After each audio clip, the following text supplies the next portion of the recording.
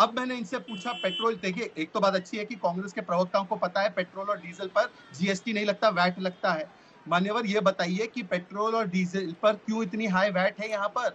और जो 26 लाख करोड़ की बात कर रही है ना, 26 लाख करोड़ रुपए जो आए उसमें से तो 90 लाख करोड़ भारत की सरकार ने सामाजिक न्याय की योजनाओं पे खर्च किया है। यूपीए के कार्यकाल में 10 साल में तो 50 लाख करोड़ खर्च हुआ। छोड़ देते हैं उस विषय को। मैं आपसे पूछता हूँ, बिजली के दर 5.5 रुपए प्रति यूनिट था 2018 में, हाँ। आज 11.5 रुपए प्रति यूनिट है। इसके बारे में कुछ जवाब दो। तो जवाब नहीं। मैडम, इन्फ्लेशन रेट जो यहाँ पर राजस्थान का है 9.7% अगस्त में, 8.6% सितंबर में, सबसे हाईएस्ट इन्फ्लेशन रेट किसी स्टेट का है तो वो राजस्थान का है। इस पर कोई जवाब नहीं। अच्छा, काम किया नहीं, नहीं अंजना जी 10-20 सेकंड और, काम किया दिल से। अरे ये बात जाकर आप सोहनलाल किसान को बताइए। सोहनलाल किसान ने श्रीगंगानगर में भरोसा करते हुए कांग्रेस की गारंटी पर यह कह दिया कि मेरा तो कर्ज माफ होगा, कर्ज माफ हुआ नहीं, उसने आत्महत्या कर दी।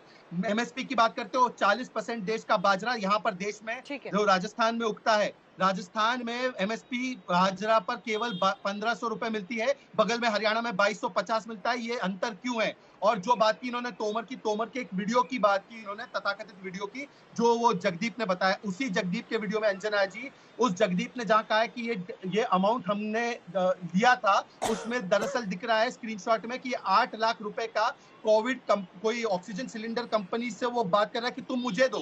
तो वो तो पूरा फेक वीडियो साबित हुआ है, इसलिए सीएफएसएल को नहीं देते। परंतु मुझे बताइए कि इंदिराज गुजर आपके विधायक कहते हैं पेपर लीक माफिया के लोग खुले घूम रहे हैं, बीएल सोनी आपके अधिकारी बोलते हैं बड़ी मछलियों को छोड़ दिया गहलोत ने, सचिन पायलट ने यात्रा निकाली, टीकाराम जूली पर आरोप जवाहरीलाल मीणा ने लगाया भ्रष्टाचार का, प्रमोद जैन भाया खनन माफिया है, ये भरत सिंह ने कहते हुए अपना सर मुंडवा दिया, ये आपके विधायक है, ये तो आपके नेताओं ने आरोप लगाया। और जहां तक मैच फिक्सिंग की बात है, यहाँ पर तो मैच फिक्स है, यहाँ पर ऐसी मैच फिक्सिंग है कि यहाँ पर जो कपड़ा फाड़ मध्य प्रदेश में हो रहा है, यहाँ पर कपड़े फट चुके हैं, इसलिए ना सचिन पायलट आते हैं कैंपेनिंग करने के लिए ठीक से, राहुल गांधी अंत मौके पर आए हैं, वो भी कभी जाते हैं नहीं जाते हैं, और कुर्सियां खाली है अजमेर से लेकर हर जगह तक अशोक गहलोत जी के लिए। ठीक है, एक बार फिर वो वही जो दरार अशोक गहलोत और सचिन पायलट के बीच में उसको सामने लाने की कोशिश करें, आप उस पर भी जवाब दीजिए। लेकिन सुप्रिया जी, एक सवाल बनता है, जब मैंने आपसे महिलाओं की सुरक्षा पर, बलात्कार के सबसे ज्यादा देश में राजस्थान में मामले होने पर सवाल पूछा, आपने कहा कि इन्होंने, हम इनको क्या जवाब दें, इन्होंने हाथरस पे चुप्पी नहीं तोड़ी, मणिपुर पे चुप्पी। आप उनको तो नहीं जवाब देंगे बीजेपी को, लेकिन जनता को तो जवाब दे होंगे ना। तो ऐसे में जनता को जब जवाबदेही बनती है तो उनको क्या जवाब होगा?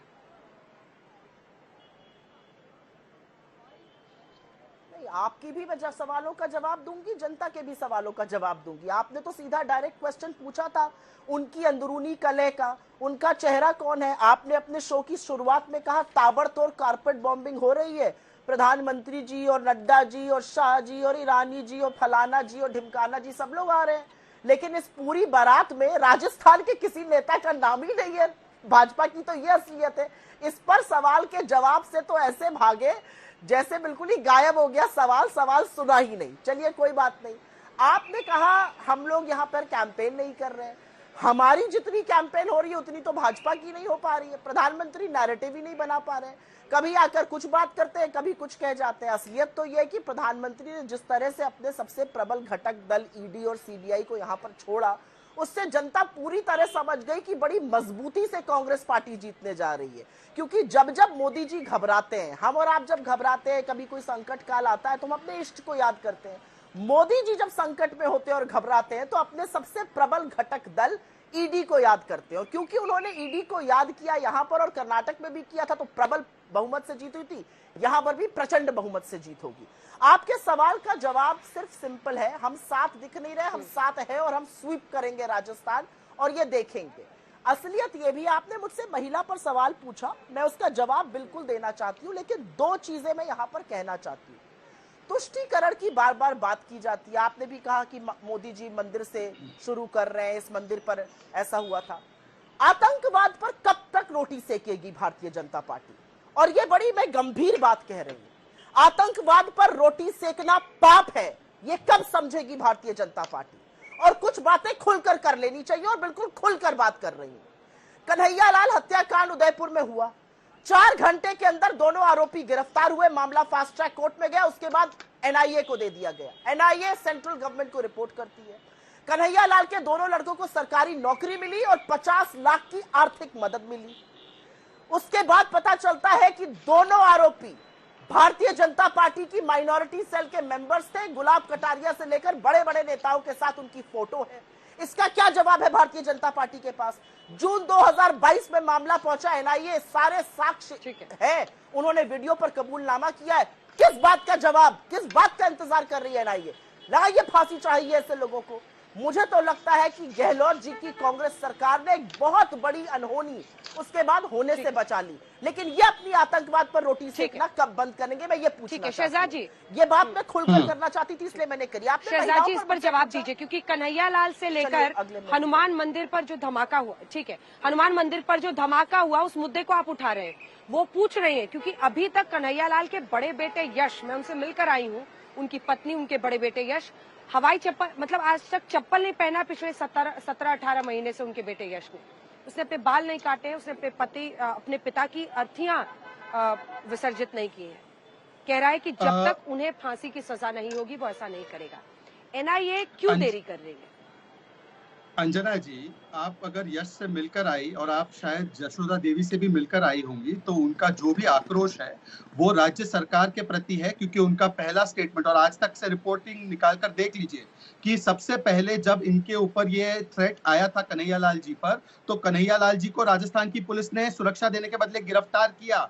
ये ऑन रिकॉर्ड है, उदयपुर की पुलिस ने उनको गिरफ्तार किया और फिर उनको जब छोड़ा गया तो कट्टरपंथियों को गिरफ्तार करने के बदले उन्हीं के ऊपर जिस प्रकार से उन्होंने अत्याचार किया और अंततः वहां पर सर तन से जुदा के रैली हुए और उसके बाद कन्हैयालाल जी की हत्या हुई। और वो हत्या होने के बाद भी एनआईए ने जांच ली, एनआईए ने जांच करके इसमें पूरी चार्जशीट दाखिल कर दी, परंतु फास्ट ट्रैक कोर्ट पिछले 11 महीने से अशोक गहलोत को कहने के बाद भी उन्होंने फास्ट ट्रैक कोर्ट नहीं किया।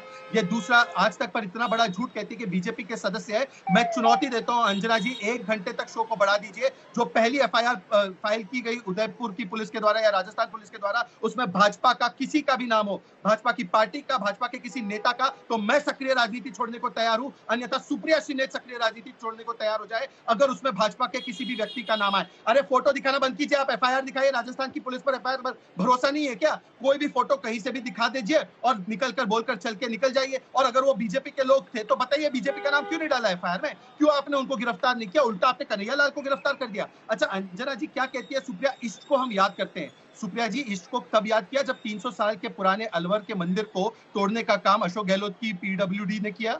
तब ईस्ट को याद किया आपने जब सालासर बालाजी के एंट्री पर राम दरबार के गेट को तोड़ने का काम अशोक गहलोत की जो ये है बुलडोजर है उसने किया। क्या आपने ईस्ट को तब याद किया जब रमजान के महीने पर आदेश दिया जाता है बिजली डिपार्टमेंट के द्वारा कि मुसलमानों को तो फुल बिजली मिलेगी, परंतु नवरात्र उस समय चल रहे थे, उनके लिए कोई प्रावधान नहीं किया। जब पीएफआई में कोटा में मार्च निकालने के लिए पुलिस परमिशन दी जाती है और पुलिस प्रोटेक्शन दी जाती है, परंतु 17 डिस्ट्रिक्ट में 144 लगाकर हिंदुओं के जो त्योहार थे उनकी शोभा यात्रा, उनकी नवरात्र की यात्रा, उनकी जो हनुमान जयंती की यात्रा, उन सभी पर रोक लगाने का काम, कुकर्म करने का काम कांग्रेस पार्टी की सरकार ने किया। तब आपको याद आया आपका इश्क जब साधु संतों को दौसा में, हनुमानगढ़ में, राजसमंद में मारा गया और उनको एक फूटी कौड़ी नहीं दी गई, परंतु इकबाल की हत्या जयपुर में हुई तो 50 लाख का मुआवजा दिया गया, तब आपको याद आया। और ईडी सीबीआई सुप्रिया सिन्हा, आप तो वो व्यक्ति है जिन्होंने ईडी की कार्रवाई को शाबाशी देते हुए मनीष सिसोदिया और संजय सिंह पर तो कार्रवाई की शाबाशी करते हुए कहा कि हमने इसको एफआईआर की थी, बिल्कुल सही कार्रवाई हुई। तो बताइए कि ईडी की सीबीआई की कार्रवाई जब संजय सिंह पर और मनीष सिसोदिया पर हो तो सुप्रिया सिन्हा प्रेस कॉन्फ्रेंस करके क्रेडिट लेंगी, और जब ना हो, उन पर कार्रवाई हो तो उसको वो बोलेंगी कि गलत है। तो बताइए ना, अगर ईडी सीबीआई की कार्रवाई गलत है तो मैं वापस एक बार कन्हैयालाल पर आते हैं, एक बार ठीक है सुप्रिया जी से जवाब ले लेते हैं। वो कह रहे हैं एनआईए ने चार्जशीट दायर कर दी है, फास्ट ट्रैक कोर्ट में अशोक गहलोत सुनवाई को बाधित कर रहे हैं, नहीं होने दे। तो जब कोर्ट में सुनवाई मोदी सरकार की होगी तो कोर्ट इंडिपेंडेंट है, इसमें अशोक गहलोत रिस्पॉन्सिबल है। मतलब दोगलेपन की और दोहरे मापदंड की एक हद होती है, उस हद को भारतीय जनता पार्टी क्रॉस कर चुकी है। मैं एक और बात पूछना चाहती हूँ, छोड़ दीजिए इन सब बातों को, आपके पास इन बातों का जवाब नहीं है। 1.5 साल से आप आतंकवाद पर रोटी ही सेकते रहेंगे क्योंकि वही आपका असली चाल चरित्र चेहरा है। मैं तो सवाल पूछती हूँ, 500 रुपए में हम गैस सिलेंडर यहां दे रहे हैं, नरेंद्र मोदी की गारंटी वाले 2 मैंने पढ़े वचन पत्र, एक मध्य प्रदेश एक छत्तीसगढ़। वहां पर कह रहे हैं 500 में गैस सिलेंडर देंगे। 10 राज्यों में सरकार है, एक में देकर दिखा लीजिए। 2700 में गेहूं यहां खरीदेंगे, बाकी 10 राज्यों में क्यों नहीं खरीदेंगे? क्यों नहीं अभी तक एमएसपी का कानून बना दिया गया? क्यों एमएसपी पर आपने रोक लगवाई? क्यों 750 किसानों की शहादत होने दी? क्यों आपने किसानों को मरने दिया? अब बात कर लेते हैं 25 लाख की हेल्थ बीमा योजना की। मोदी जी आए, बड़ा पैराफर्नेलिया हुआ, गाजे बाजे के साथ यहां पर 5 लाख की स्कीम लॉन्च करने वाले थे। लोगों ने कहा क्या 5 लाख का झुंझुना दे रहे हैं, यहाँ 25 लाख की स्कीम चल रही है। तो गए दोनों राज्यों में अनाउंस कर दिए हम आपको ऐसी स्कीम देंगे।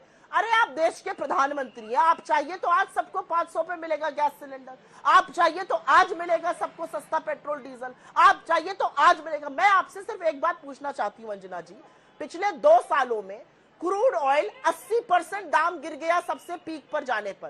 क्या आपका हमारा पेट्रोल डीजल का दाम कम हुआ? और उसमें ठीकरा आप राजस्थान सरकार पे फोड़िएगा, या केंद्र सरकार का भी कोई रोल है, या सिर्फ झुंझुना बजाने के लिए मोदी जी हैं? असलियत यह है कि एक हताश, निराश, बौखलाए हुए प्रधानमंत्री जाकर इधर उधर की बातें करेंगे, वो करें, उससे कोई फर्क नहीं पड़ता, क्योंकि जनता जानती है हमने यहां पर क्या काम किया है। जनता जानती है हमने महंगाई से राहत के लिए जो अन्नपूर्णा किट दी, उसमें तेल, चीनी, दाल जैसी चीजें दी, नमक जैसी चीजें, जिससे लोगों का भला हो। इन्होंने क्या किया? इन्होंने कहा जी महंगाई है ही नहीं, हम तो लहसुन प्याज ही नहीं खाते, हम तो टमाटर नहीं खाते। कुछ लोग समझाने लगे कि टमाटर खाने से किडनी में स्टोन हो जाएगा। ये असलियत है इनकी सरकार की। असलियत ये है इनकी सरकार की कि हमने तो 3 लाख भर्तियां की यहां पर, वो तो पेपर से ही की। अगर एक पेपर लीक हुआ, उसकी तफ्तीश पुलिस ने करी, उस पेपर को दोबारा से कराया और 50,000 की जगह 64,000 लोगों को रिक्रूट किया। आपने क्या किया? आपके लोगों के बिहार से लेकर यूपी तक आपके नेताओं के भाई शामिल थे पेपर लीक में, बिहार में और यूपी में। आपने क्या एक्शन लिया? हमने तो कानून बनाया 1 करोड़ की सजा और साथ साथ आजीवन कारावास पेपर लीक पर। आपने बनाया है कोई ऐसा कानून अपनी किसी स्टेट में? असलियत यह है कि अगर काम किया होता इन्होंने अपने किसी भी राज्य में, तो वहां पर ये लोग देकर प्रूफ वोट मांगते। हमने काम किया है और डंके की चोट पर अपने काम के बल पर वोट मांग रहे हैं। ये क्यों नहीं मांग पाते अपने काम के बल पे वोट?